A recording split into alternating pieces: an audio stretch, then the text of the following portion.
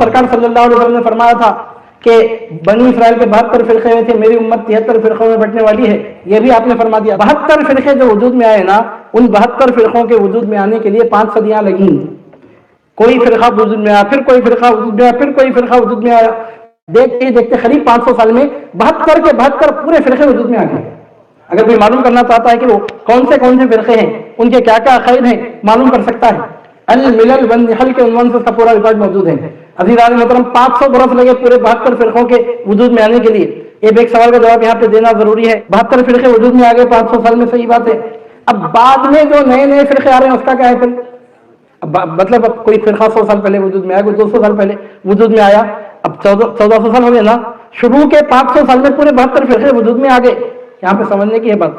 اب اس کے بعد پھر کیا نئے فرقے نہیں نکل رہے ہیں، قیامت تک نکلیں گے، لیکن اب بعد میں نئے بیسک کانسیپٹ کچھ الگ نہیں ہے۔ ان 500 سال کے اندر پیدا ہونے والے 72 فرقوں کے کانسیپٹ میں سے ہی کوئی نہ کوئی کانسیپٹ ان میں ہے۔ عقیدہ شفاعت کا انکار کرنا، اس سے پہلے بعض فرقے انہوں نے پہلے کر دیا تھا، یاد کر رہے ہیں۔ سرکار پاک صلی اللہ علیہ وسلم کی اہل بیت پاک کی عظمت کا انکار کرنا، خارجی کبھی کے کر چکے تھے، یاد کر رہے ہیں۔ عزیزان محترم، اس طرح ہم دیکھتے ہیں ایک چیز، عیسیٰ علیہ السلام کا انکار کرنا معتزلہ نے بہت پہلے کر دیا تھا، یاد کر رہے ہیں۔ اس طرح اگر ہم دیکھیں گے اب جتنے نئے فرقے وجود میں آ رہے ہیں وہ نئے فرقے نہیں ہے، انہیں پرانے فرقوں کا کوئی نہ کوئی نیا ورژن ہے، ورژن نیا ہے خالی۔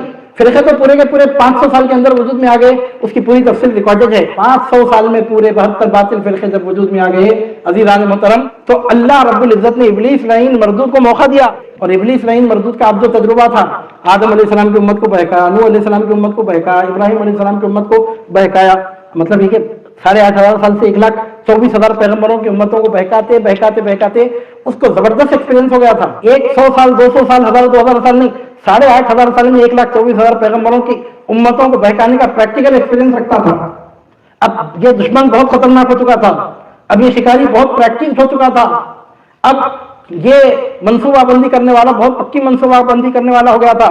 تو اللہ رب العزت نے ابلیس لعین مردود کو موقع دیا، کیا کر سکتا، کتنے فرقے نکال سکتا، کیا امیجنیشن دے سکتا، تو ان کو کیا سمجھا سکتا، کیا تیرے کو بولنا آتا، کیا پٹی پڑھانا آتا، کس راستے پر تو ان کو لے جا سکتا، کس طرح اپنے علم کو کام میں لا سکتا، کس طرح اپنا تجربہ دکھا سکتا، کیا کر سکتا ہے، کر 72 کے 72 باطل فرقوں کو وجود میں لاتا ہے۔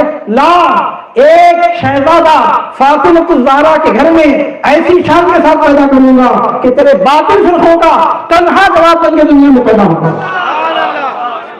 72 باطل فرقوں کا جواب بنا کر اللہ رب العالمین نے حضور پیران پیر غوث اعظم دستگیر رضی اللہ تعالیٰ عنہ کو دنیا میں بھیجا۔ 72 فرقے نہیں، اللہ رب العالمین نے غوث پاک رضی اللہ تعالیٰ عنہ کو رسول پاک صلی اللہ علیہ وسلم کا ایسا پرتو، ایسا عکس جمیل بنا کے دنیا میں بھیجا۔ اگر 72,000 فرقے بھی پیدا ہو جاتے ہیں، ایک عبد القادر گیلانی ان 72,000 فرقوں کے مقابلے میں اہل سنت و جماعت کی کشتی کو پار اتارنے کے لیے کافی۔ اب ہم چلے اہل سنت و جماعت کی فکر کر لیں۔ عزیزان محترم، ہم کو فکر کرنے کی ضرورت نہیں ہے، ہماری جماعت وہ جماعت ہے، آج 900 سال سے اس کی قیادت میرے سرکار میرے پیر حضور غوث اعظم دستگیر رضی اللہ تعالیٰ عنہ فرما رہے ہیں۔